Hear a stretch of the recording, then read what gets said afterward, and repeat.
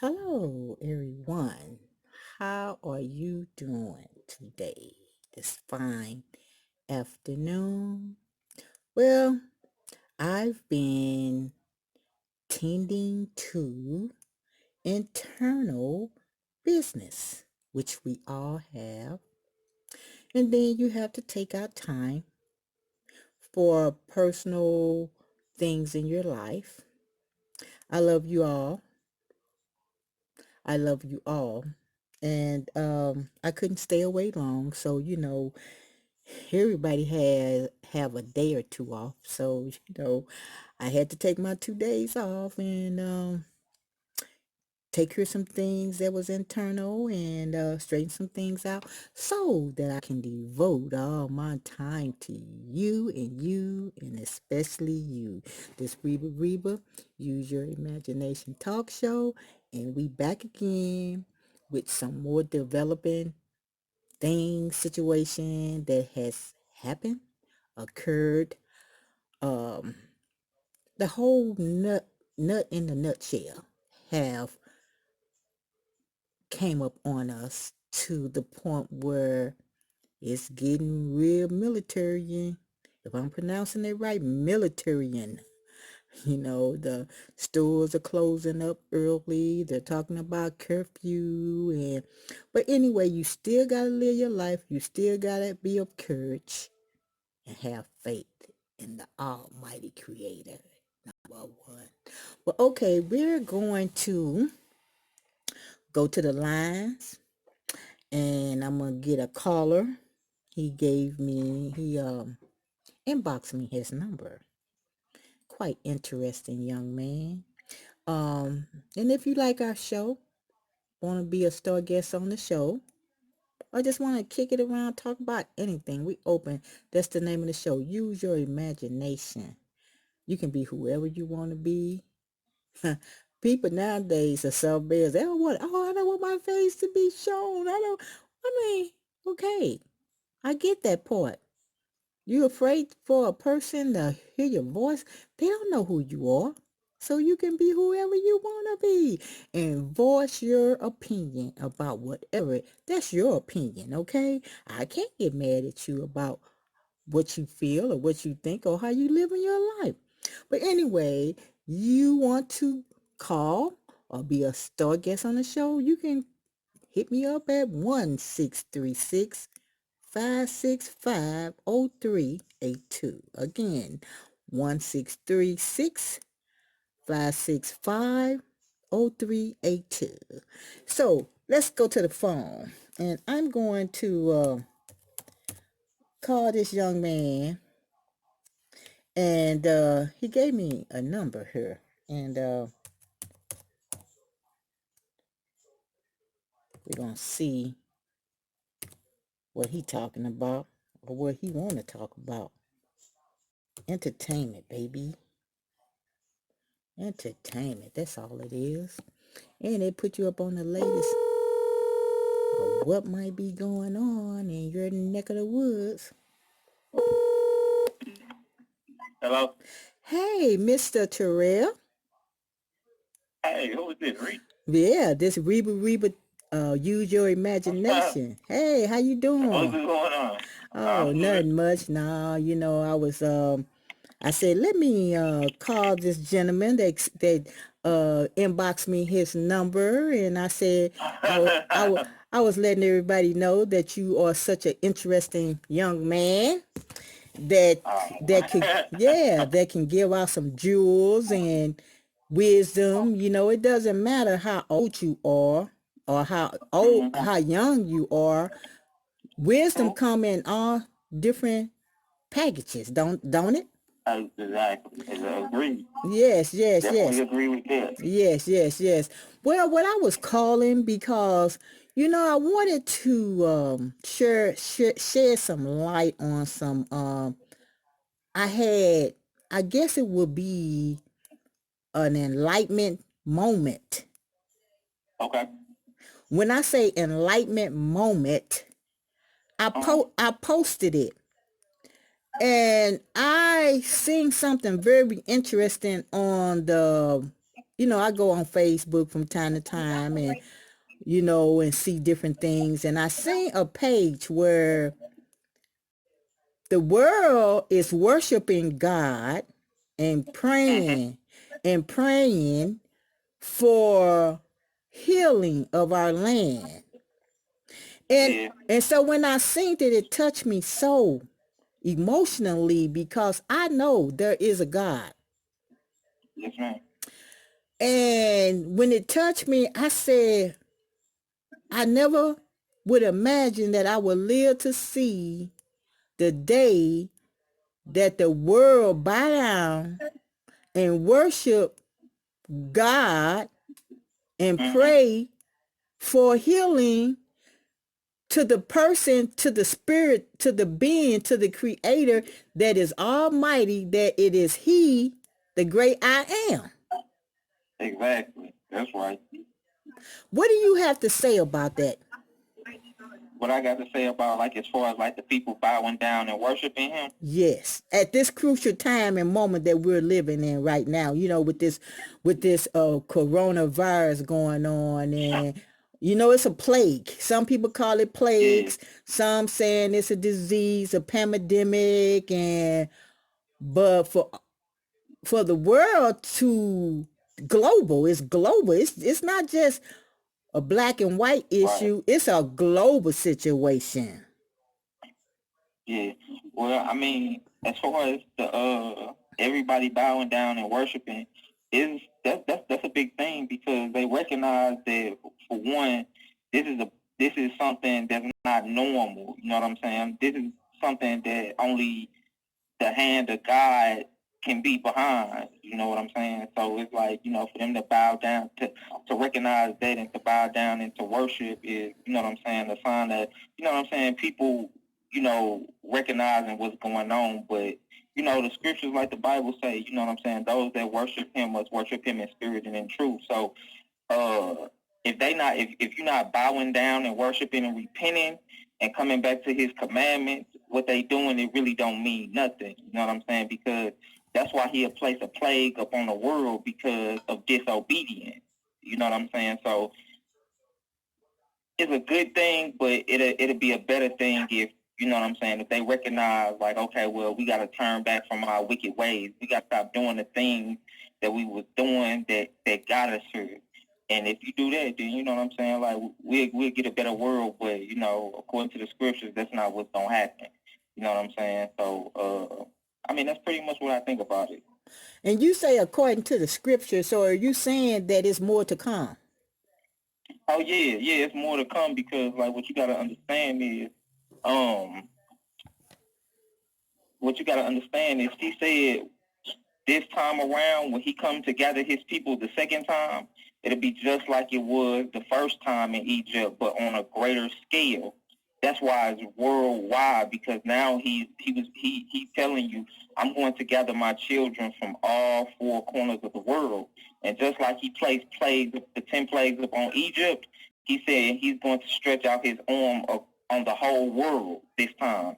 Because when you look through history and you trace the Israelites down, we were scattered to all four corners of the earth during the transatlantic slave trade. We were scattered to all four corners of the earth, and Wow. he said he's coming to get us from everywhere, and he's going to place plagues up on the whole world. So yeah, this is just the first plague, and when you get into like what they call the Book of Jasher, you'll see, you know what I'm saying, the first time that Moses and Aaron went to Pharaoh and talked to Pharaoh and left, they came back every probably 2 years, and every 2 years a different plague will come and jump on you know what I'm saying, the Egyptians.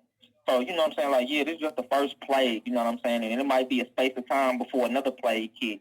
But the Lord, he only do that so you could correct your mind, so he can get you to start saying like, okay, well, you know what I'm saying, this plague hit, and then he'll give you a little bit of time, you know what I'm saying, before he hits you with another plague.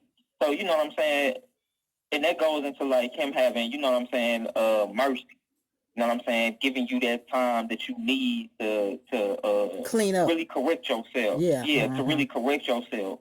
Well, let me ask you And get, this. let me ask you this. You know, I know everyone have their own religion and they worship Mm-hmm. whatever, however, you know, that's a Mm-hmm. person. But when when a person say that they don't believe in God or there is no God, is that a question mark or is that a wow? It's more. I wouldn't say it's a question mark. The scriptures, when you read Psalms, I believe it's the 14th chapter. It says a fool doesn't believe in God, and that's the only time the Bible allows you to call any person a fool is when they say they don't believe in God, because it's too much out here to suggest or for you to look at and come to the a logical conclusion that there is some type of creator, whether you believe it's Buddha or any other. I don't care what God you believe, but it's too much out here and too much evidence of, you know what I'm saying, a creator for you to just say I don't believe in anything at all. You know what I'm saying? So the Bible refers to that man as a fool. You know what I'm saying? And like I said, that's the only time that you was permitted in the Bible to call anybody a fool. You know, Yeah. so yeah, that's pretty much what it is though. Because I mean, you could look at it and you could just see, you know what I'm saying? Like if we was any further or any closer away from the sun, it'd throw everything on Earth out of whack. You know what Wow. I'm saying? Like, you know what I'm saying? Like when you start studying God's creation, you can tell it's a creator's hand behind everything that goes on. So I mean, you have to just be a plain flat out fool not to believe in some type of creator. Yeah. You know, because I mean, you can feel it all over everywhere. When you wake up in the morning and walk outdoors and get the fresh air, you hear the birds chirping, and if Mm-hmm. you listen real carefully, you can hear the wind or the leaves fall, or just Yeah. like the little, what are they, hummingbirds? You know, you gotta, you know, Mm-hmm. you can hear his voice too if you're obedient too, cause he leads You're and guides absolutely us, correct. huh? Exactly. I said you're absolutely correct. You know, like he put it to Ezra in when you read like in Apocrypha, he put it to Ezra like he asked him a question. He was basically telling them like you never trip off like how God created things and how he assigned like the waters. He assigned like the waters to they certain place. And you never trip off like how like the waters they'll rush all the way in on the beach and Okay. then but they'll stop at a certain point and Uh, they'll go all the way back out. See, the reason why it's like that is because that's where he told the waters to stop. You know wow. what I'm saying? He told the waters, this is how far you come, and then you go back. You know what I'm saying? Like, Yeah. it's like, for example, like sand, like the sand. That's why he put the sand right there so the ocean couldn't go past it. And the Wow. same thing for like the wood. You know what I'm saying? They can't take over everything because you know what I'm saying. They assigned a certain, you know Yeah. what I'm saying, to go to a certain Right. spot. Right. But you know what I'm saying? Like I said, you just got to be a plain fool not to believe in God. A Yeah. Yeah. plain fool. I mean, and once you get that feeling and knowing that he is who he is, what the great I am, that's who he is. I Yeah. am who I said that I am. And it's no mistaking because he say his sheep know his voice. Mm-hmm. And like you said, when he's gathering all from the four corners of the world, right? His Mm-hmm. people. And, you know, it rains on the just as it is unjust, you know. I mean, Exactly.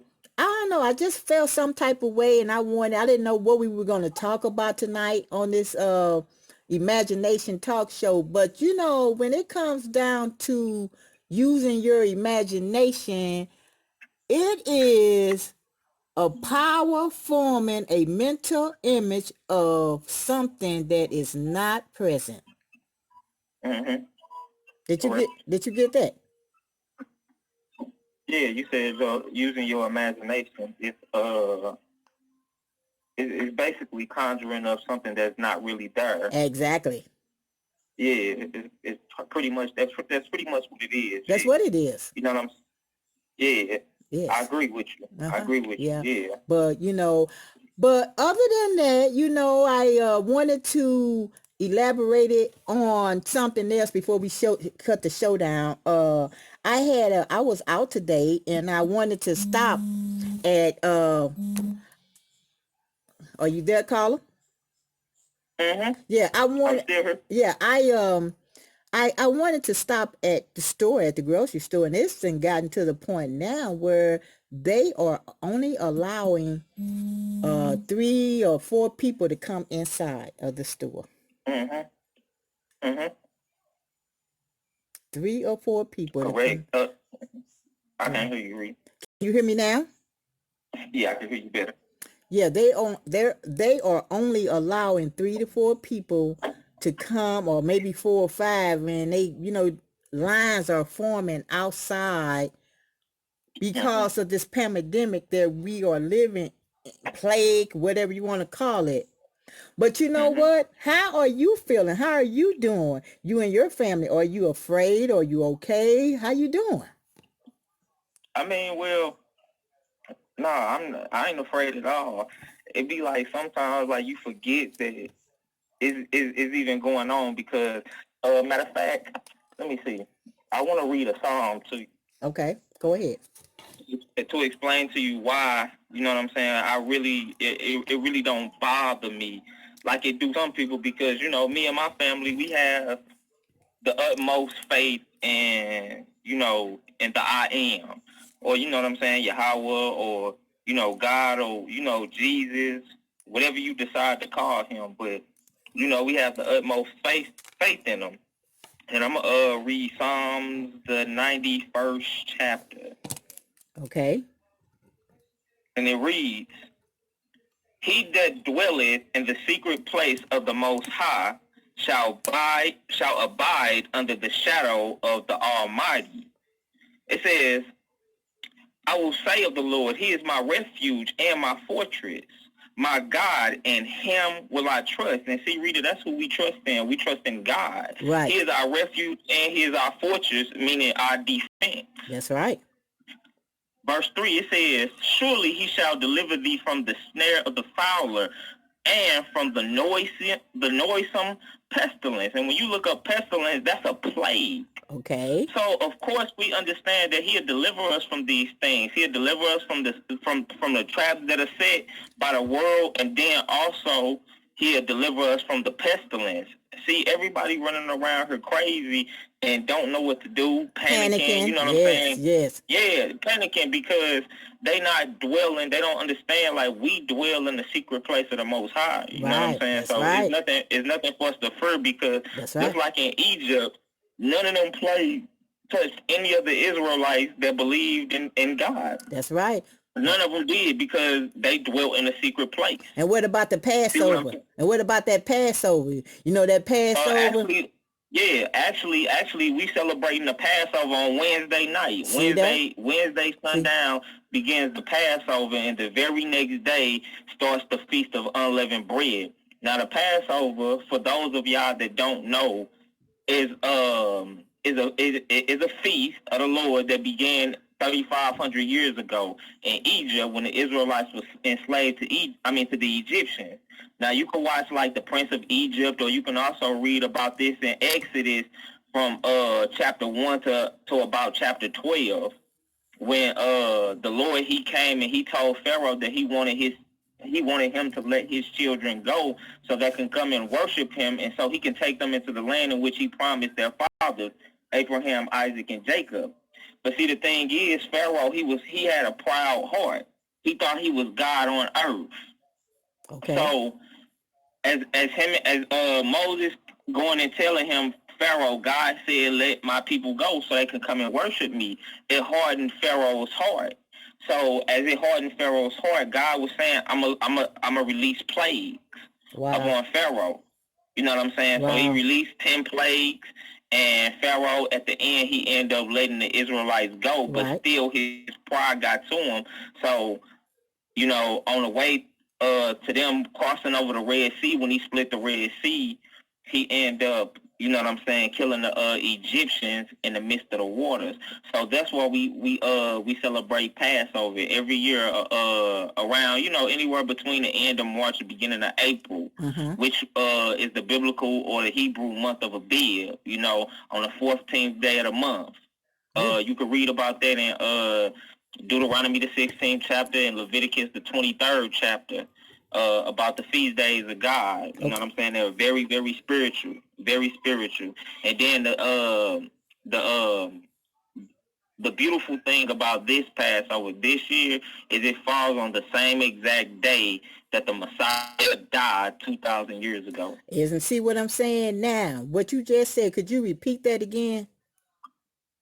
I was saying that the Passover this year, which is in 3 days, it falls on the very exact day that the Messiah, Jesus Christ, died 2,000 years ago. Wow. So it's a very, very important time right now, because just like 3,000 years ago that they put the Israelites during the Passover, they put the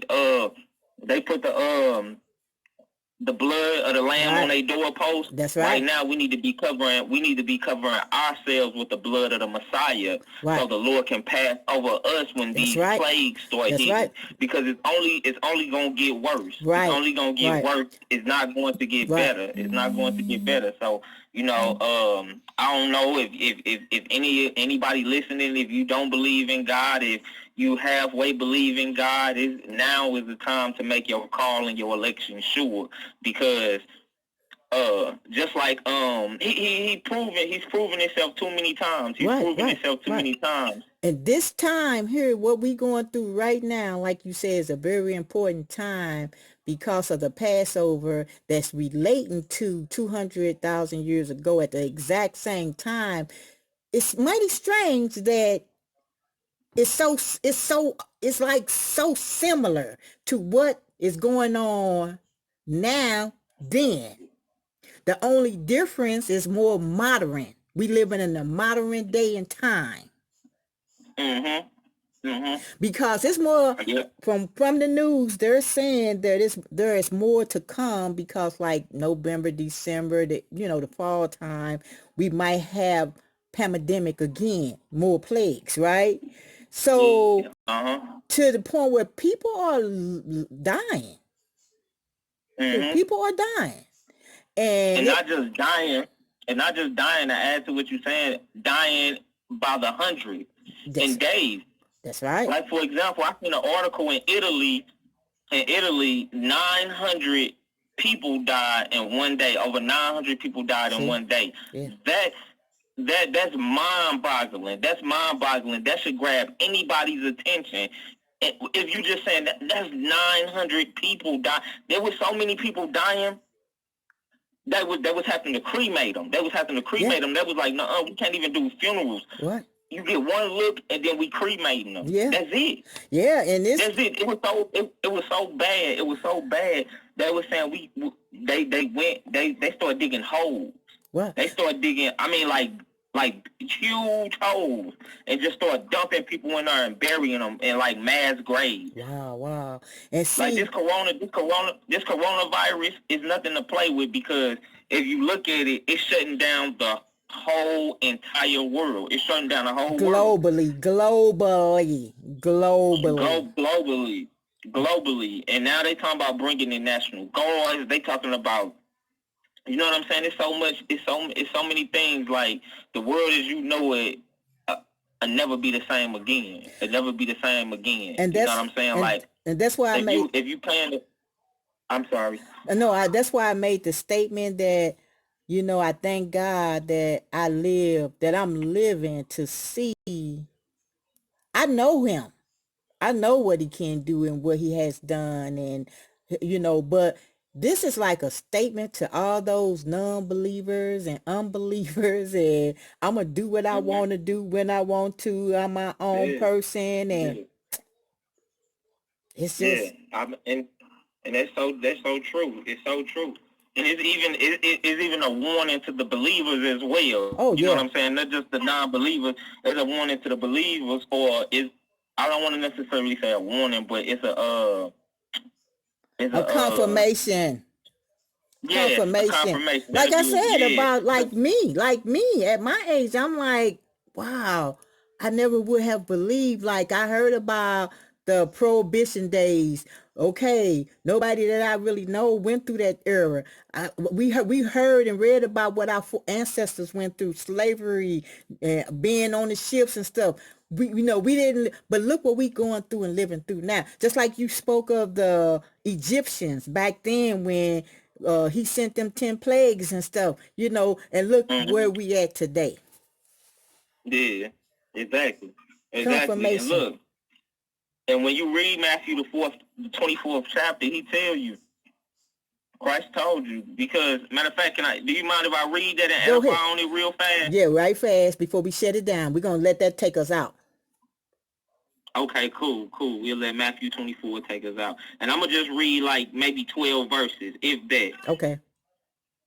12 verses, and I'm going to edify on it. And it was like, it's Matthew 24. We're going to start in verse 1. It says, and Jesus went and departed from the temple, and his disciples came to him for to show him the building of the temple. And Jesus said unto them, See ye not all these things? Verily I say unto you, there shall not be left here one stone upon another that shall not be thrown down.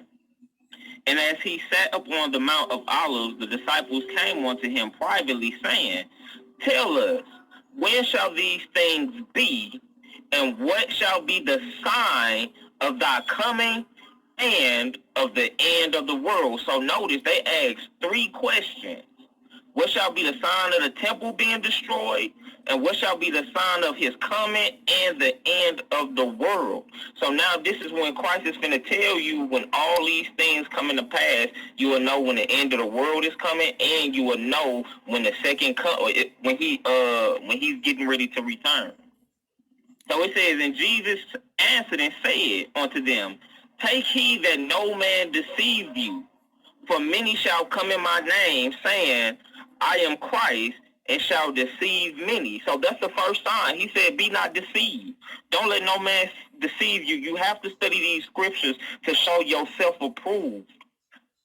Okay. And he said, and ye shall hear wars and rumors of wars. Don't we hear that? Yes, we Every do. time you turn on CNN, that's all you hear about is the U.S. going to war with China, or or North Korea or South Korea. Well, that's all you hear about is war. That's another conversation right there, because I just want to put this in there just to piggyback off of what you're saying. Yeah, it might be a silent war that we're living in right now, because when was it? Before Christmas last year or the first of the year, when China was launching those missiles and stuff. So we don't know if it's in the air, this stuff that people are breathing in that's killing people.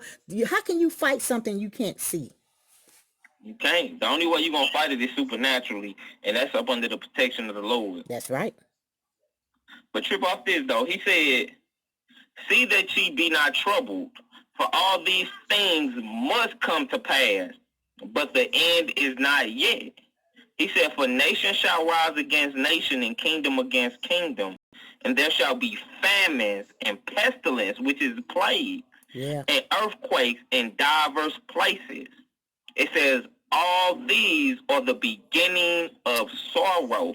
So understand, the time we finna get ready to head into is called the beginning of sorrows. And when you look up the word sorrows, it means anguish, pain, calamity. Wow. You know what I'm saying? So the times we getting ready to head into is like he said in Timothy, perilous times is upon us. Perilous times is upon us, y'all.